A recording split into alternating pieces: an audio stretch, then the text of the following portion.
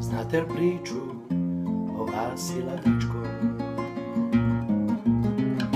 Ja sam je tek onomad čuo. Jednom 9 dana nije izlazio iz birtije. Kažu da je bio čudna sorta. Otac mu je bio sitni pao. Ranio je 7 gladnih usti. Mati mu je bila plava, tiha, nežna i jektičava. Umrla je s 30 i nešto. Imali su par jutara zemlje, malu kuću na kraju sokaka, na stalu nave hleba, taman toliko koliko treba, ali je Vasa hteo mnogo više. Želeo je konje vrane, po livadi razigrane, sad sa zlatnim lancem i salaše.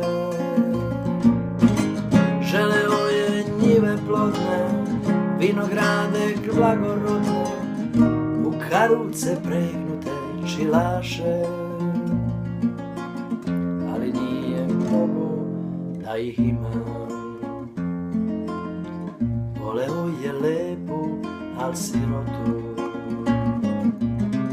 Uzeo bi je samo da je znao. Voleš jednom u životu, sad bogatu ili sirotu. To ne bira pamet, nego srce. Sve se nado da će ljubav proći. Za navek je otišao iz sela.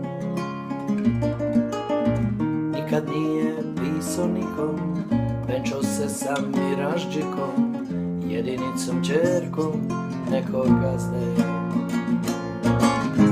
Dobio je konje vrane, po livadi razigrane, sad sa zlatnim lancem i salaše.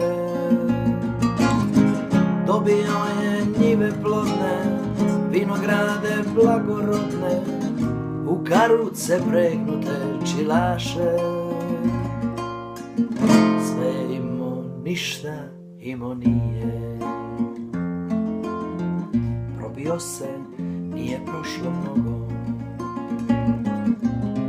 Dušu svoju đavolu je prodao.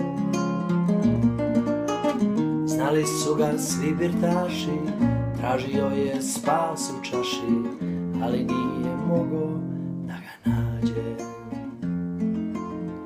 Mlad je, kažu, bio i kad je umro.